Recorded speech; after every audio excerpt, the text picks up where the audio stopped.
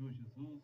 Bem, a todos os ouvintes que estão ao alcance da nossa voz nesta tarde, eu também quero saudá-los com essa paz essa que excede todo o entendimento, que o Senhor possa, através desses louvores que estão sendo entoados, que o Senhor possa, através dessas mensagens, alcançar você, alcançar a sua vida, e possa encontrar em você uma liberdade para poder operar e efetuar o querer dele. Eu sempre costumo dizer que é um privilégio para nós podermos estarmos fazendo a obra do Senhor, sermos úteis para a obra. É uma honra para nós sermos separados e escolhidos por Deus para fazer a obra dele.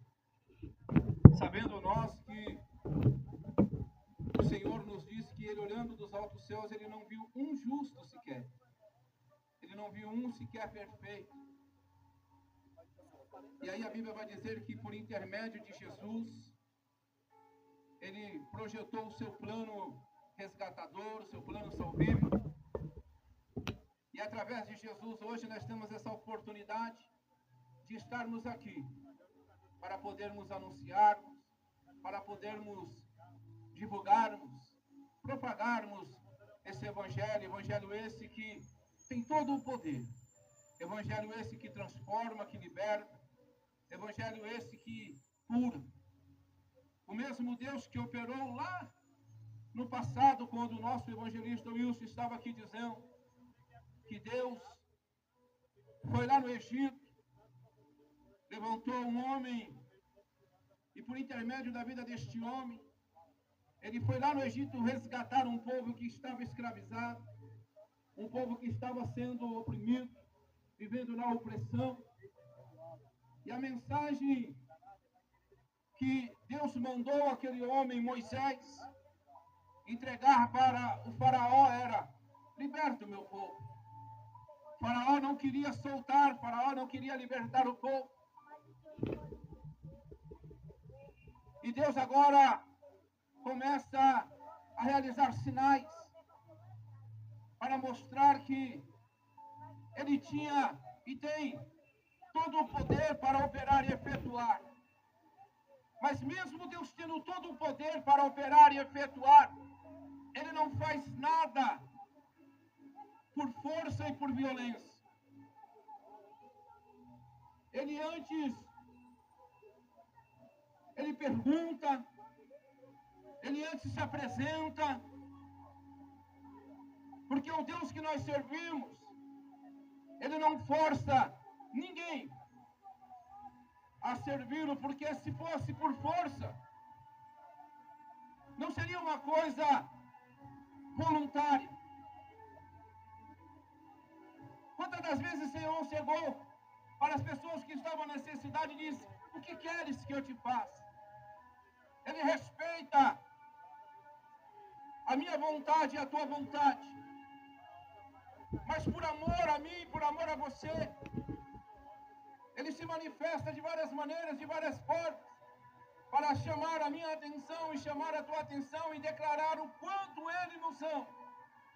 E uma das formas que ele está aqui hoje para divulgar o quanto ele te ama é através da nossa vida, através deste trabalho evangelístico, através de nós, para dizer para você: olha, eu continuo ainda te amando, eu continuo ainda olhando por você, eu continuo ainda te desejando, eu continuo ainda te esperando. É esse Deus que nós servimos, é esse Deus que nós proclamamos. Um Deus que ele pergunta, ele respeita a minha opinião, ele respeita a tua opinião. E muitas das vezes ele, sabendo que estamos caminhando em passos largos para a condenação, para a perdição,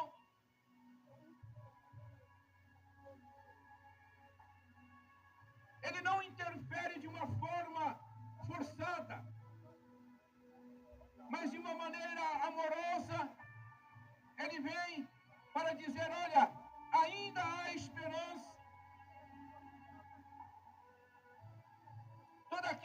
crer, todo aquele que confiar, todo aquele que declarar com seus lábios que o Senhor, somente Ele é o Senhor, a Bíblia diz que esse será salvo. Hoje é o dia que você está tendo a oportunidade de talvez entregar a tua vida ao Senhor e deixar Ele mudar o cenário, que talvez a sua vida possa estar caótica. Que o Espírito Santo de Deus, porque a Bíblia vai dizer que quem convence o homem dos seus pecados, da justiça e do juízo é o Espírito Santo. Que o Espírito Santo possa penetrar no mais profundo do teu ser, da tua alma, e fazer você entender e compreender as coisas acerca do Senhor. Estava eu por esses dias meditando, e Deus me falou algo que me chamou bastante a atenção. A gente já temos um período que servimos ao Senhor, já caminhamos no Evangelho já por alguns anos, e nessa jornada de anos que nós caminhamos na presença do Senhor, evangelista, a gente já presenciamos algumas coisas, e uma delas é as desculpas que o homem apresenta para recuar diante do chamado do Senhor. A gente já ouvimos também muitas críticas acerca desta obra, deste evangelho. Quantas vezes eu já ouvi pessoas dizendo, evangelista Luiz, olha, depois que aprontou um monte de coisa, agora quer dizer que é salvo, que é santo, que é crente, depois que fez tantos erros, praticou tantas maldades, perversidades. Quantas vezes eu disse, ela já matou, já roubou, já cheirou, agora quer dizer que é santo. E uma das coisas que eu estava meditando por esses dias é sobre a vida de Pedro. Quando Deus, Jesus, ele vai se apresentar diante de Pedro, ele vai fazer participação na vida de Pedro, ele encontra Pedro passando algumas situações difíceis, ele encontra Pedro passando algumas situações complicadas. A Bíblia vai dizer que quando ele sai da sinagoga, ele vai para a casa de Pedro, e quando chega na casa de Pedro, Pedro está passando por um período onde o lar dele, a casa dele está passando por um período de enfermidade, porque a sogra dele está enferma. E quando Jesus chega na casa de Pedro, a sogra de Pedro está enferma. Jesus ora por aquela mulher é curada, e a Bíblia vai dizer que de imediato ela se levanta e já vai servir ao Senhor. A Bíblia vai dizer agora que, consequentemente, Jesus permanece na casa de Pedro, e Pedro sai para ir trabalhar. Ele era pescador, e ele vai pescar. E o texto vai dizer que eles passaram a noite toda trabalhando, mas não conseguiram pescar nada. E de manhã, quando eles já estão recolhendo as redes, já estão arrumando as redes para retornar para o seu lar, para a sua casa, Jesus agora se apresenta na praia, pede para Pedro a oportunidade de poder usar o barco dele um pouquinho, porque a multidão que estava seguindo a Jesus era muita, e ele pede para que Pedro afastasse um pouquinho o barco da terra, da areia, e fosse um pouquinho mais para fundo do rio, do mar. E uma certa distância agora, Jesus começa a pregar para aquela multidão. E quando ele prega para aquela multidão, Ele olha para Pedro agora e olha para os discípulos que estão junto com ele. Na verdade, ainda não eram discípulos, para os pescadores que estavam ali junto com eles. E diz assim: olha, lança-te em alto mar. Pedro obedece. E quando ele chega numa certa altura, Jesus vai dizer para Pedro: Pedro, lança a rede do lado direito do barco. Pedro ainda tenta questionar o evangelista Lucas. Vai dizer: olha, eu passei a noite toda aqui, não conseguimos pescar nada. E o senhor vem mandar a gente lançar a rede do lado direito. Mas aí Pedro vai falar algo que talvez aqui não mudou todo o cenário. Ele vai dizer: mas porque o Senhor manda, eu vou fazer. Ele obedece à ordem de Jesus. E quando ele lança a rede do lado direito, a Bíblia vai dizer que eles colheram tantos peixes que a rede estava se rompendo de tamanha quantidade que era. E peixes grandes, ao ponto de ele chamar os seus colegas, os seus companheiros, e divide a bênção com seus colegas, com seus companheiros. Pastor Reginaldo, o que o senhor quer dizer diante desse texto, dessa passagem? Eu disse que no começo da nossa caminhada, os anos que temos de evangelho, a gente vimos pessoas dizendo tantas coisas para não servir ao Senhor, que ainda não está preparado, que primeiro vai se preparar para depois ir, porque não quer fazer como muitos, que vai e depois volta para trás, abandona. Ou seja, desculpas e mais desculpas as pessoas arrumam para não servir ao Senhor. E uma das coisas também que nós presenciamos é que a maioria das pessoas, quando elas veem que não há mais jeito, que não há mais solução, que as coisas estão difíceis, que já tentou de todas as formas, de todas as maneiras, buscar uma solução, buscar um recurso para a vida, eles veem que não tem mais jeito, e o que eles vão fazer? Eles buscam em Deus a solução para a situação que eles estão passando e vivendo.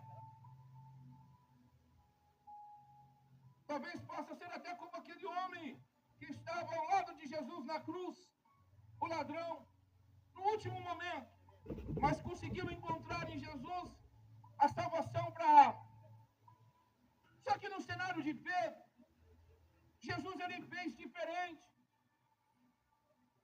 Você vai olhar essa passagem, você vai ver que Jesus primeiro, ele soluciona todos os problemas que Pedro estava enfrentando. Pedro estava passando por enfermidade na família, ele vai lá e cura a enfermidade da sogra. Ele soluciona esse problema. Pedro estava passando por um processo financeiro, não conseguia ter sucesso no trabalho. Jesus vai, entra no ambiente de trabalho de Pedro, usa o ambiente de trabalho de Pedro, e depois, através do ambiente de trabalho de Pedro, ele dá a solução financeira para Pedro, fazendo com que ele conhece uma grande quantidade de peixes. E, consequentemente, eu tenho certeza que ali ele conseguiu não só ajudar aqueles que estavam junto com ele, mas também solucionar os problemas que estavam acontecendo no seu lar, na sua casa. Sanar todos os seus problemas. Jesus primeiro soluciona todos os problemas de Pedro, para depois agora dizer para Pedro: Pedro, está tudo resolvido, está tudo solucionado, está tudo certo, sua alma está em paz. Agora eu quero te fazer um pedido: abandona essas coisas e vem e me segue, porque o propósito que eu tenho contigo é maior que este mundo pode oferecer para você.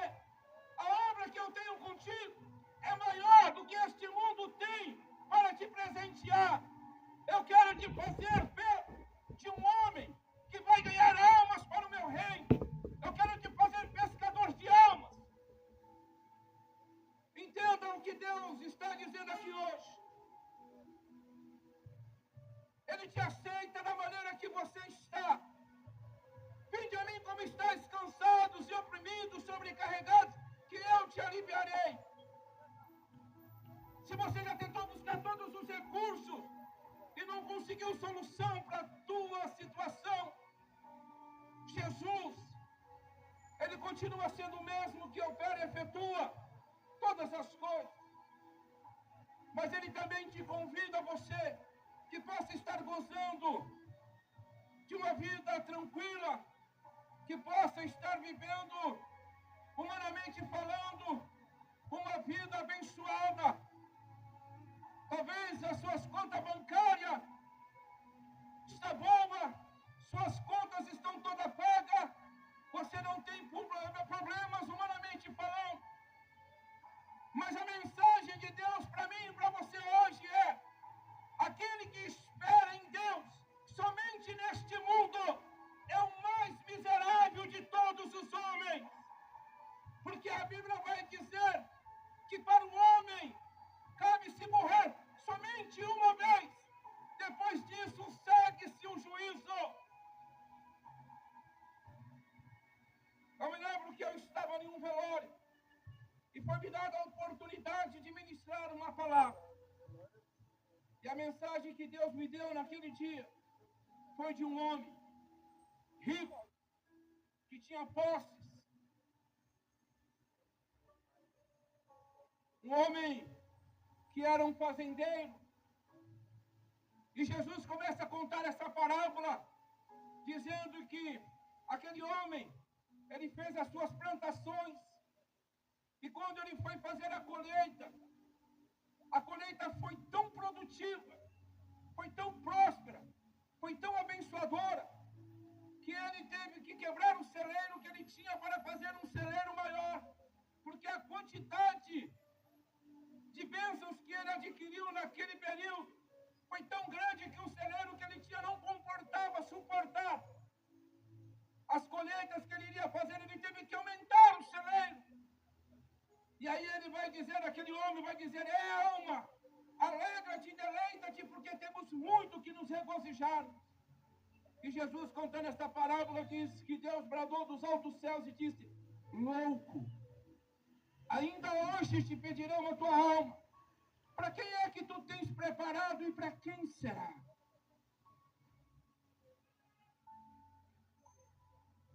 A gente somos seres eternos. Pastor Reginaldo, que heresia é essa? Não é heresia, não. Eu me lembro que quando nós estávamos no mundo, a gente ouvíamos pessoas dizer assim: você não nasceu eterno não, viu, rapaz? É uma forma de querer ameaçar a pessoa.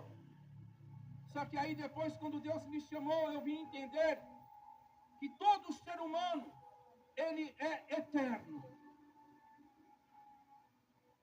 Mas não numa eternidade humana, uma eternidade espiritual.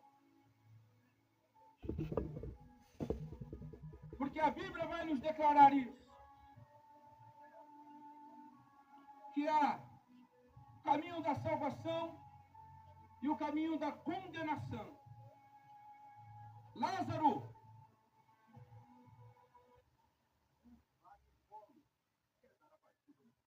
ele passou por essa situação quando ele morre. Já estava 4 dias morto.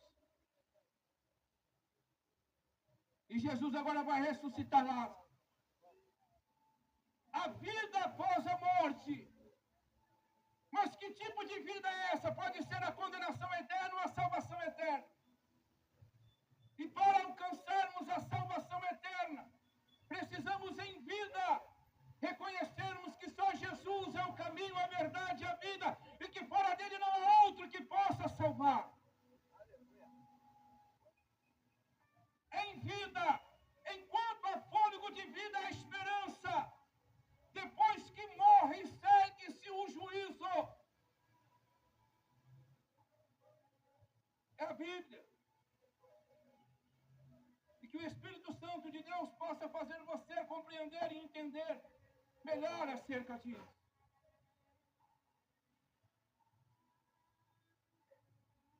Há uma passagem na Bíblia, meu irmão, de uma mulher que ela vivia encurvada. Ela não conseguia levantar, ficar reta, ficar ereta. E o texto vai dizer que ela vai agora na sinagoga para participar de um culto, para participar da reunião. Mas quantas vezes ela já tinha participado deste culto, desta reunião? O texto vai dizer que ela já estava assim há 18 anos. Vivia encurvada. Talvez na mente dela ela possa ter pensado, olha, vou lá no culto, participar de mais um culto, ouvir mais uma mensagem, ouvir mais uma pregação. Mas quando ela chega naquele culto, ela encontra algo diferente. Ela percebe que o pregador não é o mesmo pregador que está acostumado a pregar naquela sinagoga. Ela percebe que aquele homem que está ali agora para dar a palavra, para dar a oratória, para ministrar uma palavra, não é um homem que é acostumado a estar ali para ministrar, para ler a Torá, para ler as Escrituras. E de repente aquele homem agora, ele olha para aquela mulher e repreende o mal que estava oprimindo e escravizando ela. Porque o texto vai dizer que a situação que ela estava enfrentando, aos olhos humanos, era carnal. Mas Jesus, e a Bíblia vai dizer que aquilo que estava oprimindo ela e que deixava ela naquele estado, era um espírito maligno, demoníaco. E Jesus agora vai, repreende e cura aquela mulher. Mas o que me chamou a atenção é que esse dia era um dia de sábado como hoje. E aqueles religiosos que estavam ali na sinagoga, eles começam agora a questionar Jesus, dizendo: você não pode fazer isso, porque a lei não permite. A lei não permite que venha ser curado no sábado. Olha onde a religiosidade leva o ser humano. A pessoa, em vez de se alegrar com aquele que alcançou a bênção e a vitória, começa a questionar agora, dizendo: como que você faz o bem para esta mulher, sendo que a lei não permite no dia de sábado? A religiosidade cega o homem. A religiosidade engana. E nós não estamos aqui pregando religiosidade. Estamos aqui pregando e anunciando e propagando um Cristo que está acima da lei, está acima de tudo, e que por amor a mim e a você, ele se manifesta aqui hoje através deste trabalho, dizendo: eis que faço tudo novo, toda nova, todas as coisas. Basta tão somente você crer e acreditar.